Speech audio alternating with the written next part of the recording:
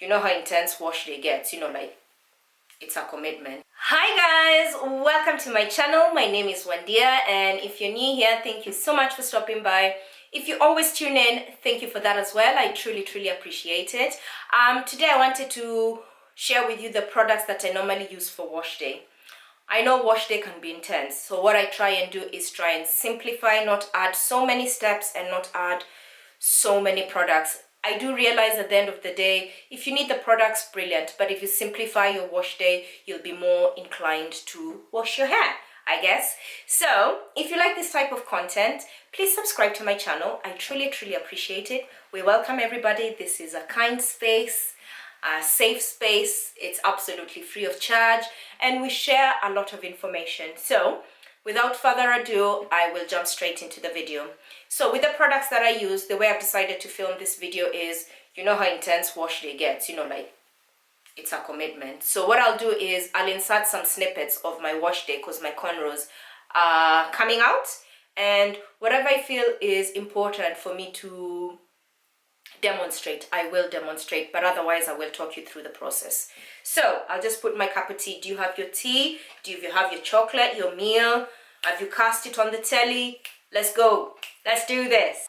Step one, pre-poo. Pre-poo basically means you put some product on your hair to preserve it or protect it from the manipulation that you're going to do, and for the shampoo process. So I like to do that with oils. My hair flourishes with oil. So you can use coconut oil. I realized from the comment section, I've been seeing people saying they're not comfortable with using coconut oil. But let me just introduce you to my best friend. His or her name is Google. So whatever you feel you can use it. It's your hair, you know your hair best. So castor oil, linseed oil, olive oil, almond oil. If I mention a product that it's not suitable for you, or you don't even have it, you don't have to go to the shop. Go to your drawer, check what you have, and put it on your hair. Right now I have almond oil, so that's what I'll put on my hair. I'll put it on the cornrows, soften it, coat it, and then the hair is ready for shampoo. Job done.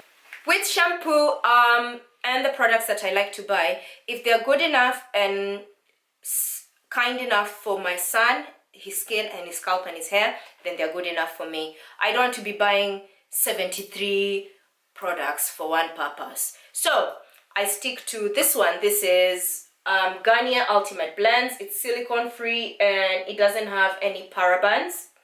And it says it's an ultimate care blended for naturally beautiful skin. Argan richness, intensely moisturizes, softens, and restores manageability.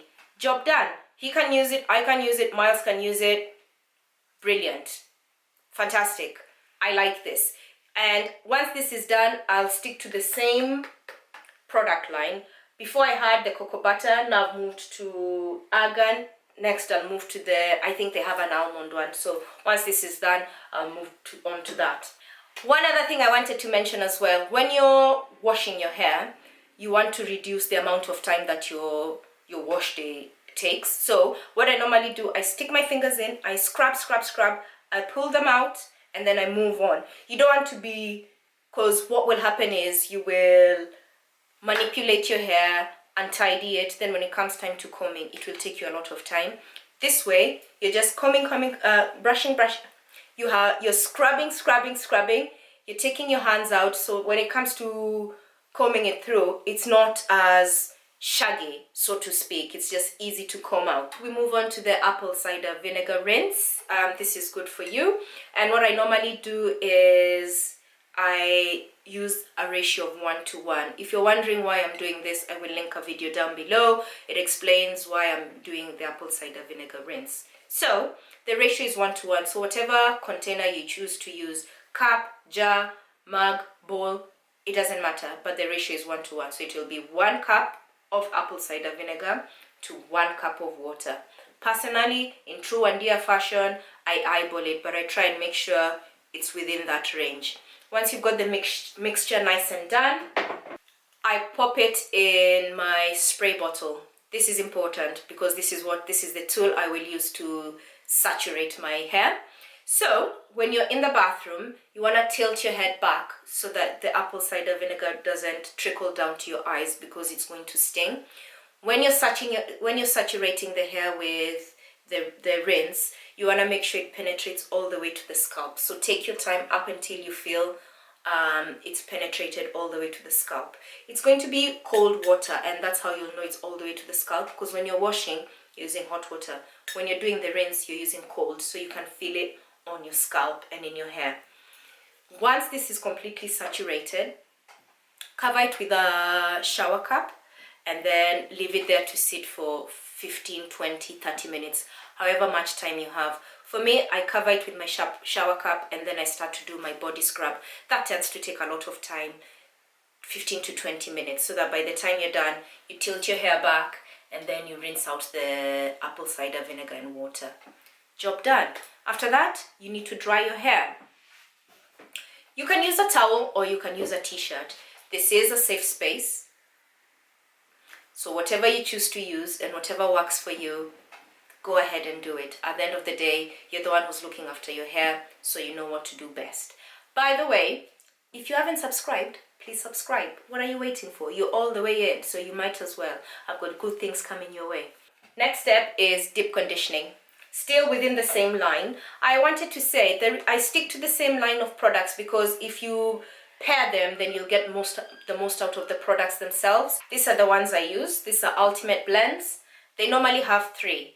This one is coconut milk, this is argan richness, and they have another one, cocoa butter. I've just finished that.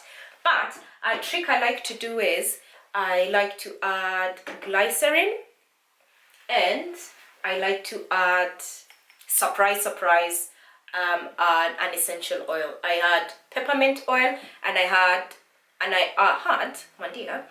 add glycerin, and I put the mixture in, and sometimes I might even go crazy and put almond oil. And I put the mixture in. Once you start coating your hair from root to tip, when you cover it with the shower cap, you will start to feel a tingling sensation, and that is from the peppermint oil. It's an essential oil. I won't go on about it too much because I've done so many videos about it. It's beautiful. It helps to strengthen, stimulate the skin so that the blood can rush there, your hair can grow. It's all good.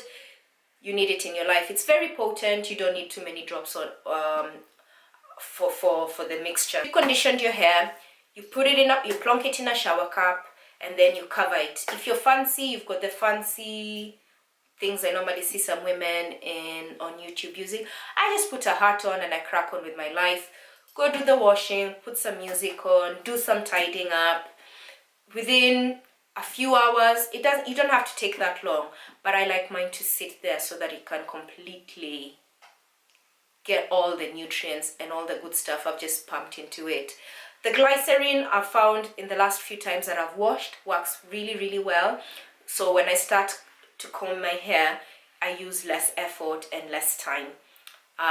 That's my little hack right there, free of charge. Boom for you. Join the squad. After that, I rinse it out and then I blow dry my hair. I use a heat protectant. I will insert a clip and then I blow dry my hair with obviously very low heat, and then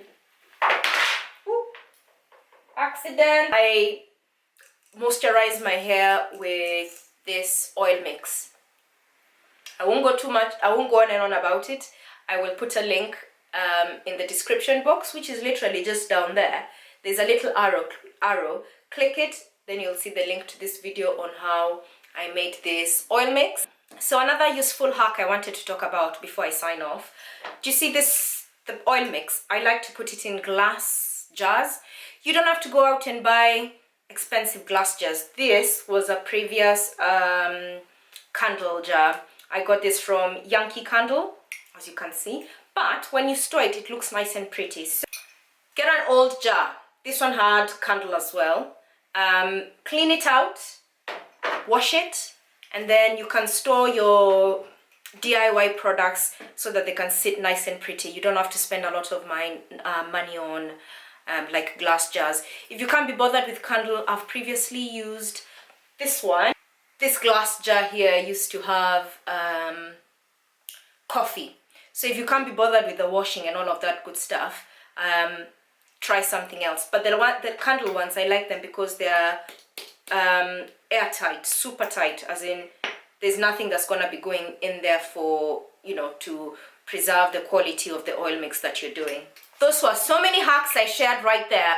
Anyway, after I moisturize my hair and I blow dry it, I then have it in cornrows. At the moment, I'm in the process of rehabilitating my hair.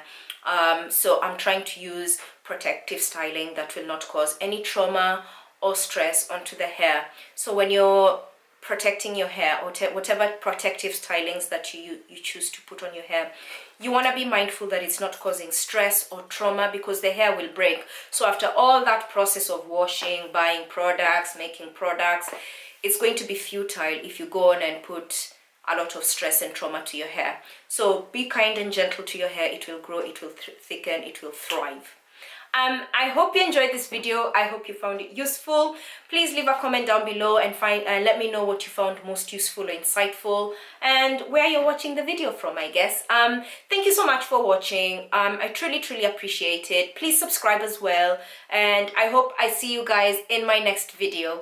Bye!